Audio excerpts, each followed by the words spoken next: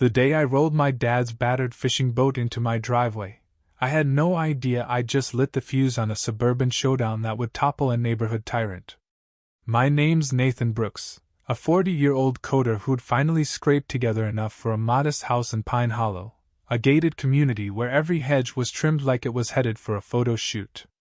The boat, a faded, sea-worn relic with cracked blue paint and torn seats, was no beauty queen. But to me, it was sacred. My father, a fisherman who died 3 years earlier from a heart attack, had left it to me. Those early mornings on the water, his calloused hands guiding my casts, his quiet lessons about resilience, they were all bound up in that hull. I vowed to restore it, not just for him, but for every truth he'd taught me.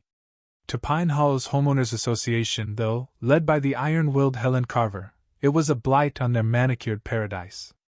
By the time this war was over, Helen would be facing criminal charges, someone would try to torch my garage, and that boat would become a legend of defiance. It all kicked off last May when I parked the boat in my driveway. Neighbors glared like I'd dumped a junkyard in their backyard, their polished SUVs slowing to scowl. I figured it was just elitism until 3 days later, when Helen, the HOA president, stormed up to my door like a sheriff's serving a warrant. Flanked by 2 darn men clutching clipboards, she radiated boardroom authority in her crisp blazer. "Mr. Brooks," she barked, thrusting a highlighted stack of HOA bylaws at me. "That monstrosity violates our standards. Remove it in 48 hours or face penalties." Her tone was pure venom, as if I'd defiled her personal kingdom. I took the papers with a nod, but her arrogance sparked something in me. Who was she to rule my property? That night, I pored over the bylaws and found no mention of boats, just flimsy clauses about community aesthetics. When a violation notice appeared on my mailbox the next morning, complete with photos of my boat snapped from saw my property line, I knew this wasn't about rules. It was a power trip. My dad always said, "Outsmart M, don't outpunch M." So I called my old friend Mike, who owned a print shop, with a brazen idea, wrapped the boat in VYNYL printed with the HOA's own bylaws. Legal, bold, and a giant middle finger. But before I could pull it off, things got creepy. A gray sedan started lingering across the street, peeling out whenever I got close. Neighbors muttered they'd seen it before, always when I was home. I installed a security camera and caught footage of a private security firm tailing me, hired by Helen to track my every move. It felt like a dystopian thriller, all over a damn boat. If she thought I'd buckle, she didn't know the son of a man who'd laughed in the face of squalls. Then I met Lisa Harper, a real estate attorney who lived a few houses down. Over coffee on my porch, she laid bare Helen's reign of terror. "It's not the boat," Lisa said, her eyes sharp. "Helen's been unhinged since her divorce 7 years ago. The HOA's her fiefdom." Lisa connected me with Walter Crane, a 72-year-old retired lawyer who'd been booted from the HOA board for questioning Helen's shady bookkeeping. Walter had dirt, suspicious fund transfers, personal expenses billed as community improvements. Armed with this, I gave Mike the go-ahead for the VYNYL rap. Lisa helped me fire back at Helen's violation notice, calling out her trespassing and baseless fines. Cracks were forming in Pine Hollow. Folks like the Wilsons, fined for a non-approved mailbox, and the Garcias, hassled over their kids' chalk art, started whispering support. The July HOA meeting was a tinderbox. The community center hummed with tension. Helen's loyalists, wary newcomers, and residents nursing grudges from her petty crusades. Helen opened with a slideshow of my boat, close-ups of chipped paint meant to humiliate me. "This eyesore is tanking our property values," she declared, her voice thick with rehearsed outrage. But the room didn't kneel. Clara Monroe, a 20-year resident, quietly asked why my boat was worse than the camper the Thompsons parked last spring. A ripple of murmurs spread. Joe Vargas, a landscaper, noted the bylaws allowed vehicles in decent condition. Even Mia Chen, slapped with a fine for her tacky wind chimes, demanded clear aesthetic rules. When I asked for the specific clause banning boats, the secretary, Emily Holt stammered and admitted there wasn't one. Helen's face flushed scarlet. The spirit saw of the bylaws forbids unsightly vehicles, she snapped, promising a new rule. Then Arthur Lang, a retired judge, shut her down cold. You can't punish someone for a rule that doesn't exist.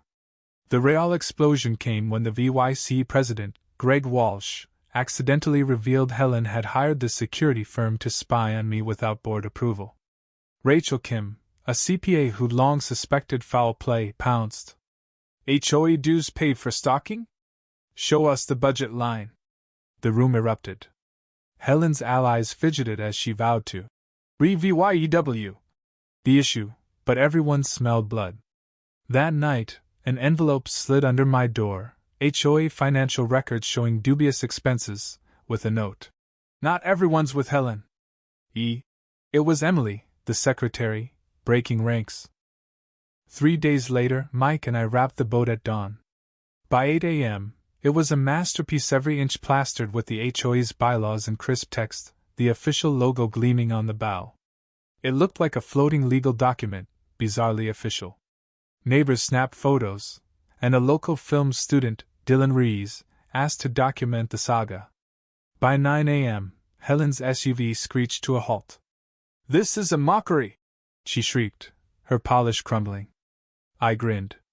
"Just making it aesthetic and educational, per the bylaws." A crowd gathered, including a reporter, Karen Tate, who grilled Helen.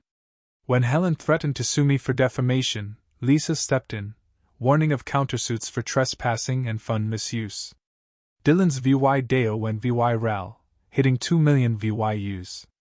Residents shared stories of Helen's selective enforcement, and the tide turned. But Helen didn't quit. A week later, her lawyer, Martin Cole, sent a certified letter demanding due $300,000 for defamation and emotional distress. Lisa called it a desperate scare tactic. Then my shed was vandalized, red paint spelling, "trash," across the door. The HOA passed the absurd rule banning satirical use of their documents, which Lisa flagged as a First Amendment violation. Rumors spread that I was a deadbeat squatting on the boat. My sister, Amanda Brooks, a PR strategist, flew in from Portland. "This isn't about the boat anymore," she said, sifting through Walter's financial records.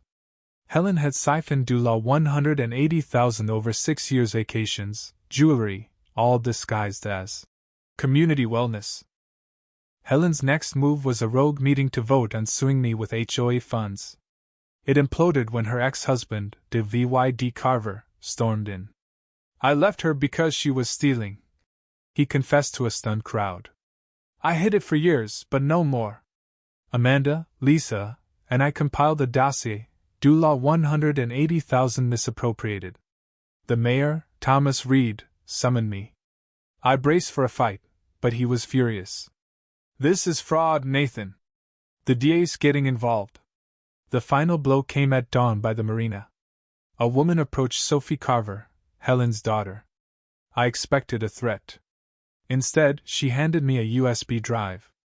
"Mom used $50,000 of HOA money for my brother's rehab, lying to us about it," she said, her voice steady. Pregnant and done with her mother's manipulation, Sophie chose honesty. "I want my kid to know better." At the no-confidence vote, Emily distributed Sophie's EVY Denke. Helen was ousted in a landslide. Walter stepped in as interim president, and the DA launched a probe. Helen fled the meeting, her defeat raw. The story hit national news, a coda with a boat toppling a corrupt HOA. But it wasn't just me. Lisa, Walter, Sophie, and dozens of neighbors made it happen.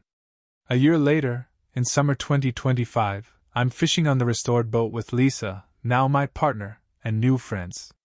Pine Hollow's HOA is reformed, transparent rules, monthly potlucks. New residents hear the old horror stories, and I just smile. Got a boat for that. Somewhere, I know my dad's grinning, his words echoing. Fight the current, Nathan. It's the only way forward.